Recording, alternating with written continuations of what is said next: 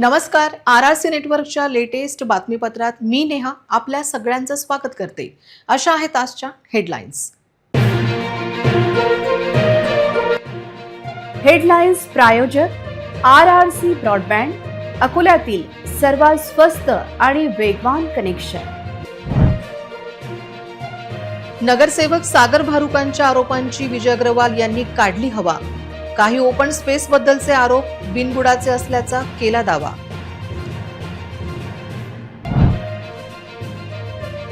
लोकहिताची कामे सोडून बिल्डरच्या कामांना दिले आमदाराने प्राधान्य. विजय अग्रवाल यांचे काँग्रेस आमदाराच्या कार्यक्षमतेवर प्रश्नचिन्ह.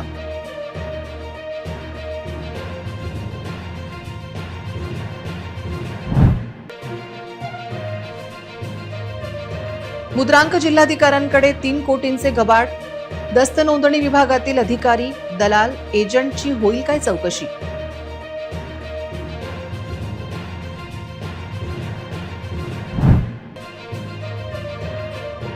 कौठड येथे काळजाचा थरकाप उडवणारे ते काही सेकंद सीसीटीव्हीत कैद. अकोला शहरात मात्र जड वाहतुकीकडे शहर वाहतूक शाखेचे दुर्लक्ष. कोट्यावधीचे रस्ते गेले मातीत, अधिकाऱ्याला मात्र दुकाने घेण्याचा छंद. जिल्हा परिषदेच्या नव्या सीईओंनी करावी भ्रष्टाचाराची चौकशी. आता सविस्तर बातम्या. अकोला शहरातील ओपन स्पेसच्या मुद्द्यावरून मनपा प्रशासनाला आणि सत्ताधाऱ्यांना घेरण्याचा प्रयत्न करणाऱ्या सागर भारुका यांना स्थायी समिती सभापती विजय अग्रवाल यांनी जोरदार दणका दिला आहे. सागर भारुका यांनी केलेले सर्व आरोप पूर्णपणे बिनबुडाचे, तथ्यहीन आणि केवळ दिशाभूल करणारे आहेत, असा घणाघाती प्रहार अग्रवाल यांनी केला. या संपूर्ण प्रकरणाची नेमकी तांत्रिक आणि कायदेशीर स्थिती काय आहे याचा पाढाच त्यांनी पुराव्यासकट वाचून दाखवला. विजय अग्रवाल यांनी स्पष्ट केले की अकोला शहराची मूळ हद्दीची विकास योजना 15 डिसेंबर 2004 पासून अंमलात आली आहे.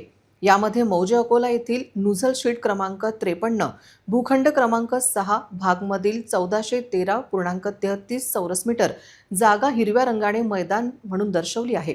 तत्कालीन नगरपालिकेने 1962 मध्ये हा अभिन्यास लेआउट म्हणून मंजूर करताना ही जागा मैदान म्हणून दाखवली होती. म्हणूनच 2004च्या विकास योजनेत ती तशीच राहिली. या जागेची मूळ मालकी गोयनका यांच्या नावावर असल्याने ती चूक सुधारण्यासाठी महापालिकेने 2009 मध्ये संचालक नगररचना पुणे यांच्याकडे आरेखीय चूक दुरुस्तीचा प्रस्ताव पाठवला होता. मात्र त्यावर शासनाकडून दीर्घकाल कोणताही निर्णय झाला नाही. शासनाने पुन्हा पत्र पाठवून ही आरेखीय चूकच असल्याचे ठामपणे सांगत कारवाई करण्याचे स्पष्ट व थेट आदेश दिले. शासनाच्या याच आदेशाचे पालन करत महापालिकेने 21 जानेवारी 2025 रोजी चूक दुरुस्तीचे आदेश जारी केले.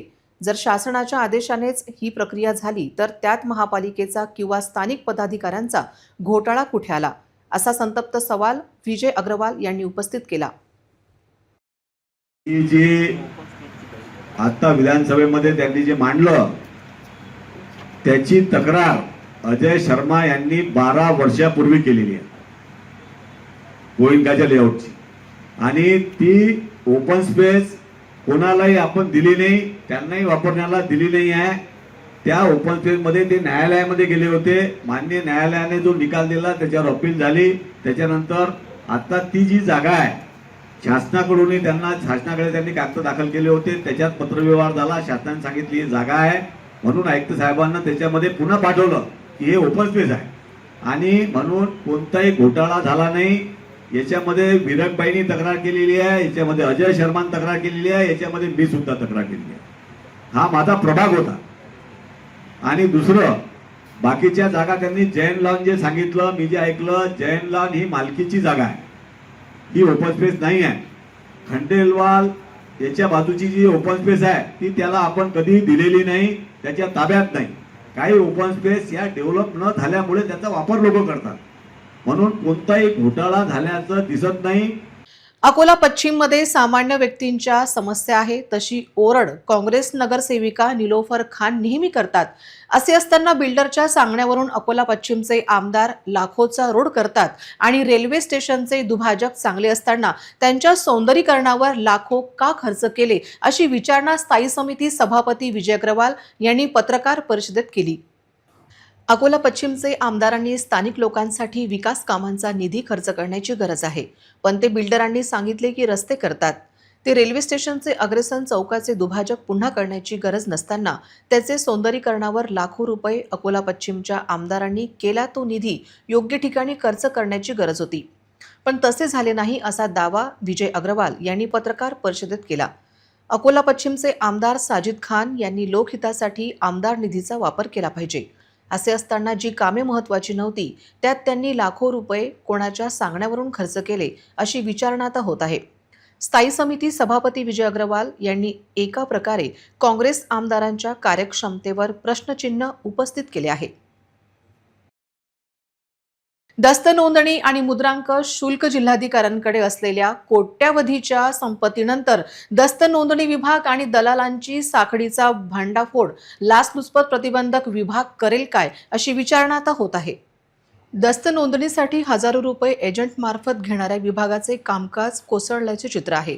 बनावट लोकांना हाताशी घेत दस्त नोंदणीचे प्रकरणे समोर येत असून अवघ्या 10,000 रुपयांची लाच घेताना रंगेहात पकडल्या गेलेल्या मुद्रांक जिल्हाधिकारी किरण चौधरीचे जळगाव येथील घर म्हणजे पैशांची खाणच असल्याचे समोर आले आहे. अकोला लाचलुचपत प्रतिबंधक विभागाने जळगाव येथील विष्णुनगर भागातील निवासस्थानाची झडती घेतली असता तब्बल 3 कोटी रुपयांचे गबाळ हाती लागले आहे. या कारवाईमुळे महसूल आणि मुद्रांक शुल्क विभागात प्रचंड खळबळ उडाली असून या विभागातील इतर बड्या अधिकाऱ्यांचीही असंपदा तपासण्याची मागणी आता जोर धरू लागली आहे. दस्त नोंदणी विभागातील अधिकारी आणि एजंट यांच्यातील व्यवहारांची चौकशी करण्याची मागणी समोर येत आहे. या प्रकरणी अकोला पोलीस आणि लाचलुचपत प्रतिबंधक विभाग किरण चौधरी यांच्या बँक खात्यांची आणि इतर बेनामी मालमत्तेची पुढील चौकशी करत आहेत. केवळ किरण चौधरीच नाही तर विभागातील इतर अधिकाऱ्यांचीही बेनामी संपत्तीची चौकशी करण्याची गरज आहे. इतकेच नाही तर एजंट आणि दस्त नोंदणी विभागातील कर्मचाऱ्यांच्या छुप्या वसुलीचे नेटवर्क लाचलुचपत प्रतिबंधक विभाग नष्ट करेल काय अशी विचारणा आता होत आहे. मंगरुळपीर तालुक्यातील कवठड येथे बाजारात रस्ता ओलांडताना भरधाव कारने एका चिमुकलीला उडवल्याची धक्कादायक घटना घडली. या घटनेत चिमुकलीचा उपचारादरम्यान मृत्यू झाला असून या घटनेचा सीसीटीव्ही फुटेज आता समोर आला आहे. वाशिमच्या मंगरुळपीर तालुक्यातील कवठड इथं बाजारात रस्ता ओलांडताना भरधाव कारने चिमुकलीला उडवल्याची घटना 3 दिवसांपूर्वी घडली होती. या अपघाताचा थरकाप सीसीटीव्हीत आता समोर आला असून रस्ता ओलांडणाऱ्या मुलीला कार चालक जोरदार धडक देत काही अंतर फरफटत नेताना दिसतोय.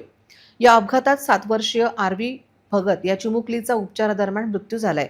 चिमुकलीच्या मृत्यूनंतर चालकाला अटक करण्यासाठी नातेवाईकांनी मंगरुळपीर पोलीस ठाण्यात ठिय्या आंदोलन केले होते. या धक्कादायक घटनेमुळे परिसरात शोककळा पसरली आहे.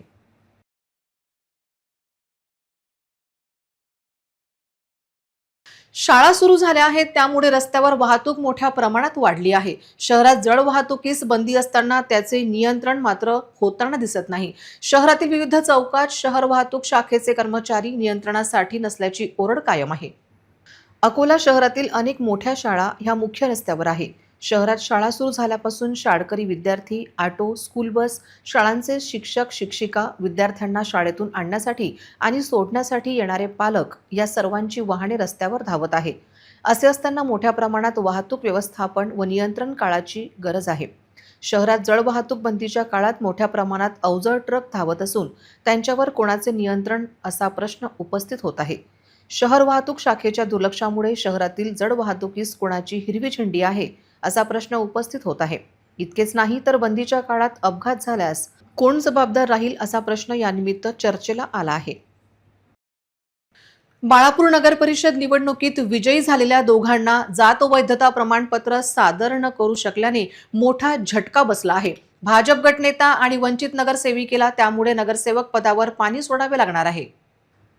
बाळापूर नगर परिषद निवडणूक 2025 मध्ये इतर मागास प्रवर्ग अर्थात ओबीसी आरक्षित जागांवर निवडून आलेल्या 2 नगरसेवकांचे जात वैधता दावे जिल्हा जात प्रमाणपत्र पडताळणी समिती अकोला यांनी फेटाळून लावत ऐतिहासिक निर्णय दिला आहे.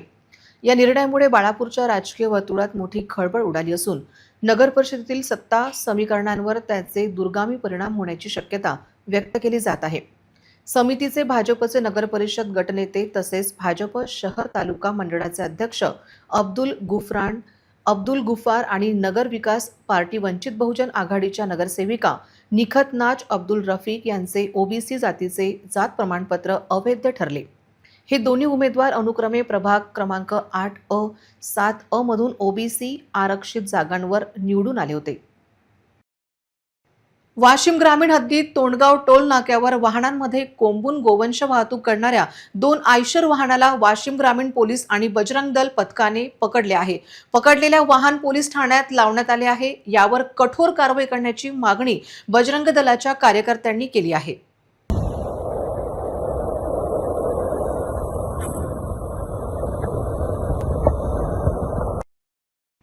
नागपूरहून वाशिमकडे 2 आयशर वाहनात कोंबून गोवंश वाहतूक होत असल्याची माहिती बजरंग दल कार्यकर्त्यांना मिळाली होती। यावरून वाशिम येथील बजरंग दल कार्यकर्त्यांनी वाशिम ग्रामीण पोलिसांना याची माहिती दिली। त्यानंतर वाशिम ग्रामीण पोलीस ठाणे हद्दीतील तोंडगाव टोल नाक्यावर नाकाबंदी करण्यात आली। दरम्यान समोरून येणाऱ्या 2 आयशर वाहनांना थांबवून त्याची झडती घेतली असता त्यामध्ये 24 ते 25 गोवंश कोंबून वाहतूक होत असल्याचे निदर्शनास आले। या प्रकरणी वाहनासह सर्व गोवंश वाशिम ग्रामीण पोलिसांच्या ताब्यात देण्यात आले आहे। आता या गोवंशाची तस्करी करणाऱ्यावर कठोर कारवाई करण्याची मागणी बजरंग दल कार्यकर्त्यांनी केली आहे। जय श्रीराम, जय गोमाता। नागपूरवरून आम्हाला थोडी गुप्त माहिती भेटली आहे।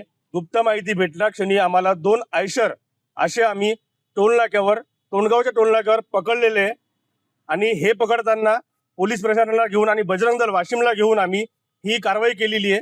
जवळपास याच्यामध्ये 24 ते 25 गोवंश आहेत आणि हे गोवंश घेऊन आम्ही ग्रामीण पोलीस स्टेशनला आलेलो आहोत, वाशिम ग्रामीण पोलीस स्टेशनला। तर याच्यावर त्वरित मोठ्यात मोठी कारवाई झाली पाहिजे आणि बजरंग दलला आणि सकल हिंदू समाजाला न्याय भेटला पाहिजे। जय श्रीराम, जय गोमाता। जय श्री राम, जय गौ माता। कल रात एक गुप्त माहिती अनुसार नागपुर से तब्बल 2 आयसर ट्रक वाशिम की तरफ आते हुए हमें सूचना मिली, तो बजरंग दल वाशिम के द्वारा और ग्रामीण पुलिस स्टेशन वाशिम के द्वारा हमने इस कार्रवाई को अंजाम लगाया। गाड़ी में तब्बल 25 से 26 गोवंश पाए गए। इस पे कार्रवाई चालू है और ज़्यादा से ज़्यादा इस पे कार्रवाई हो। वाशिम जिल्ह्यातील कारंजा मानोरा मार्गावरील कुपटा घाटात आज सकाळी 10:30च्या सुमारास भीषण अपघात झाला। कुपटा येथून मानोराकडे जाणाऱ्या कारची टिप्परची समोरासमोर धडक होऊन कारमधील दोघांचा जागीच मृत्यू झाला। अपघातामुळे काही काळ या मार्गावरील वाहतूक विस्कळीत झाली होती। एक कार कुपटा येथून मानोराकडे जात असताना घाटात भरधाव वेगाने समोरून येणाऱ्या टिप्परची जोरदार धडक बसली। धडक इतकी भीषण होती की कारचा चुराडा झाला आणि कारमधील दोघांचा घटनास्थळीच मृत्यू झाला। घटनेची माहिती मिळताच 108 रुग्णवाहिकेचे पायलट लक्ष्मण चव्हाण तातडीने घटनास्थळी दाखल झाले। त्यानंतर दोन्ही मृतदेह पुढील कार्यवाहीसाठी मानोरा ग्रामीण रुग्णालयात हलविण्यात आले।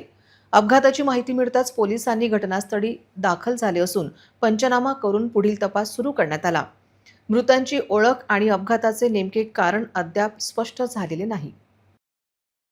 अकोट तालुक्यातील सातपुड्याच्या कुशीत वसलेले आदिवासी भागात रुईखेड येथील जिल्हा परिषद प्राथमिक मुलांच्या शाळेच्या पटांगणात संपूर्ण पाण्याने जलमय होऊन दुर्गंधी चिखल पाण्याचे गटार होण्याचा धोकादायक प्रकार उघडकीस आला आहे। आदिवासी दुर्गम भाग गोरगरीब विद्यार्थ्यांच्या शिक्षणाच्या दृष्टिकोनातून या शाळेला खूप मोठे महत्त्व असून शाळेमध्ये 1 ते 7 वर्ग आहेत व 101 पटसंख्या आहे। मोठी संख्या असून या शाळेला नावलौकिक दरवर्षी नवोदय विद्यालय मुले इथून जात असल्यामुळे जिल्हाभर नव्हे तर राज्यभर आहेत। गावाच्या मुख्य स्टँडवर घाणीचे साम्राज्य व चिखल गटार याचा सामना गावातील नागरिक सह विद्यार्थ्यांना वाट शोधावी लागते। शाळेचे मैदान हे सखल असल्यामुळे स्टँडवरील संपूर्ण गावातील नालीचे दुर्गंधीचे दूषित पाणी जिल्हा परिषद शाळेच्या प्रांगणात सरळ उतरते। यावर्षी ही 3री वेळ असून विद्यार्थ्यांचा जीव गुदमरत आहे। ग्रामपंचायत प्रशासनाने या नालीच्या पाण्याचे व दुर्गंधी गटाराचे नियोजन लावले नाही तर या गटारामुळे जिल्हा परिषद शाळा संपूर्ण परिसर हा घाणीच्या साम्राज्यात नालीचे दूषित पाणी चिखल व दुर्गंधीने माखला आहे। अमरावती शहर गुन्हे शाखेने एका धाडसी कारवाईत बेकायदेशीरपणे अग्निशस्त्र बाळगणाऱ्या एका सराईत गुन्हेगाराला अटक केली आहे। लालखडी परिसरातून या गुन्हेगाराला ताब्यात घेण्यात आले असून त्याच्याकडून 1 लोखंडी पिस्तूल आणि जिवंत काडतूस जप्त करण्यात आले आहे। शहरात अवैध धंदे आणि बेकायदेशीर शस्त्र बाळगण्यावर पोलिसांची कडक नजर असतानाच गुन्हे शाखेला हे मोठे यश मिळाले आहे। अमरावती शहर गुन्हे शाखेचे अधिकारी आणि अंमलदार आयुक्तालय हद्दीत पेट्रोलिंग करत असताना एका गुप्त बातमीदाराकडून पोलिसांना खात्रीशीर माहिती मिळाली। अब्दुल मोहसिन उर्फ सदू नावाचा एक गुन्हेगार लालखडी परिसरात कमरेला बेकायदेशीर पिस्तूल लावून फिरत असल्याची ती माहिती होती. माहिती मिळताच गुन्हे शाखेच्या पथकाने तातडीने लालखडी भागात धाव घेऊन सापळा रचला. संशयित अब्दुल मोहसिन समोरून येत असताना पोलिसांनी त्याला चहूबाजूंनी घेरले आणि ताब्यात घेतले. त्याची झडती घेतली असता त्याच्या पॅन्टच्या पाठीमागील बाजूस एक लोखंडी पिस्तूल खोचलेली आढळून आली. पोलिसांनी पिस्तूलची मॅगझिन काढून तपासली असता त्यात एक जिवंत काडतूस देखील मिळून आले. पोलिसांनी पिस्तूल आणि जिवंत काडतुसासह एकूण 32,000 रुपये किमतीचा मुद्देमाल जप्त केला असून पुढील कारवाईसाठी आरोपीला नागपुरी गेट पोलिसांच्या स्वाधीन करण्यात आले आहे. ही धडक कारवाई पोलीस आयुक्त राकेश ओला, पोलीस उपायुक्त यशवंत सोळंके, पोलीस उपायुक्त प्रांजली सोनावणे, सहाय्यक पोलीस आयुक्त कैलास फुंडकर आणि एसीपी निलेश ब्राह्मणे यांच्या मार्गदर्शनाखाली करण्यात आली. हिवरखेड पोलीस ठाण्याच्या हद्दीत चोरट्यांनी कायद्याची लक्तरे वेशीवर टांगल्याची संतापजनक आणि काळीमा फासणारी घटना समोर आली आहे. काडेगाव येथील श्रद्धास्थान असलेल्या बजरंग बली मंदिरातून अज्ञात दरोडेखोरांनी चक्क 400 ग्राम वजनाचा सोन्याचा मुकुट भरदिवसा लंपास केला आहे.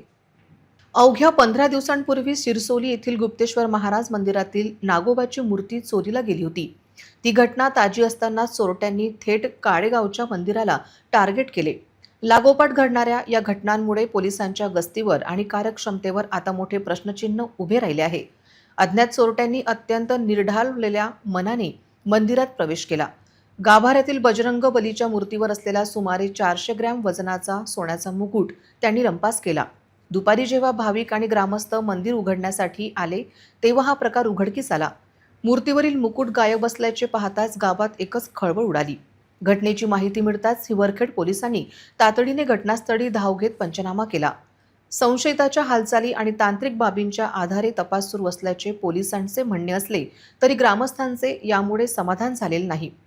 भाविकांच्या भावनांशी खेळणाऱ्या या चोरांना पोलिसांनी तत्काळ बेड्या ठोकल्या पाहिजे आणि तो सोन्याचा मुकुट जप्त केला पाहिजे, अशी आक्रमक मागणी काडेगावच्या ग्रामस्थांनी केली आहे. जिल्हा परिषदेचे नव्या सीईओंनी जिल्हा परिषदेच्या बांधकाम विभागाची गुणवत्ता तपासण्याची गरज आहे. कारण ग्रामीण भागाला जोडणारा रस्ता हा दुवास जिल्हा परिषदेच्या बांधकाम विभागातील भ्रष्ट अधिकाऱ्यांनी खाल्ल्याचा दावा आता करण्यात येत आहे. भोकर काडेगाव रस्ता हा भ्रष्टाचाराचे उत्तम उदाहरण असून सीईओंनी याची विशेष चौकशी करण्याची गरज आहे. ग्रामीण भागात रस्ते हे दळणवळणाचे प्रमुख साधन आहे, पण जिल्हा परिषदेच्या बांधकाम विभागात तक्रार केल्यानंतर निकृष्ट रस्त्याकडे दुर्लक्ष करणारे अधिकारी आहे. कारण त्यांना विविध नवे दुकाने विकत घेण्याचा छंद लागला आहे. या दुकाने विकत घेण्याच्या छंदातून ग्रामीण भागातील रस्त्यांची माती करत शेतकऱ्याचे हाल करण्याची सुपारी जिल्हा परिषदेच्या बांधकाम विभागाने घेतली आहे. भोकर काडेगाव या रस्त्यात माती टाकत तब्बल 1.5 कोटीच्या कामाचे आज पहिल्या पावसात 3-13 वाजले आहे. बांधकाम विभागाच्या अधिकाऱ्यांच्या काळ्या संपत्तीतून दुकाने विकत घेण्याच्या छंदातून शेतकऱ्यांच्या नशिबी मात्र मातीचे रस्ते येत आहेत आणि ते पहिल्याच पावसात वाहून गेल्याची मोठी अडचण हिवरखेड नजीकच्या काडेगाव भोकर रस्त्यावरील शेतकऱ्यांना येत आहे. पुन्हा एक नजर टाकूया आजच्या प्रमुख घडामोडींवर. हेडलाईन्स प्रायोजक RRC ब्रॉडबँड, अकोल्यातील सर्वात स्वस्त आणि वेगवान कनेक्शन. नगरसेवक सागर भारुकांच्या आरोपांची विजय अग्रवाल यांनी काढली हवा. काही ओपन स्पेस बद्दलचे आरोप बिनबुडाचे असल्याचा केला दावा.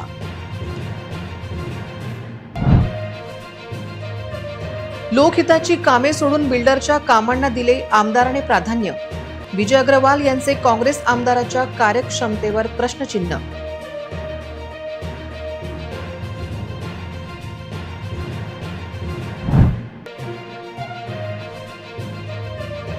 मुद्रांक जिल्हाधिकाऱ्यांकडे 3 कोटींचे गबाड. दस्त नोंदणी विभागातील अधिकारी, दलाल, एजंटची होईल काय चौकशी.